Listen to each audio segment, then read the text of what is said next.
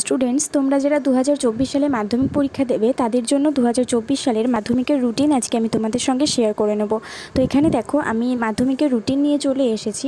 তোমাদের পরীক্ষা শুরু হচ্ছে 2024 সালের 2 ফেব্রুয়ারি থেকে, শুক্রবার থেকে। তো 2 ফেব্রুয়ারি তোমাদের বাংলা পরীক্ষা আছে, 3রা ফেব্রুয়ারি তোমাদের ইংরাজি পরীক্ষা আছে, 5th ফেব্রুয়ারি তোমাদের ইতিহাস, 6th ফেব্রুয়ারি জিওগ্রাফি, 8th ফেব্রুয়ারি আছে ম্যাথামেটিক্স, 9th ফেব্রুয়ারি লাইফ সায়েন্স আছে, 10th ফেব্রুয়ারি ফিজিক্যাল সায়েন্স আছে, 12th ফেব্রুয়ারি অপশনাল ইলেকটিভ সাবজেক্টস আছে। এটা সবার থাকে না, তোমাদের সম্ভবত তোমাদের নর্মাল স্টুডেন্টস তাদের স্যাটারডেতে মানে 10th ফেব্রুয়ারিতেই পরীক্ষা শেষ হয়ে যাবে।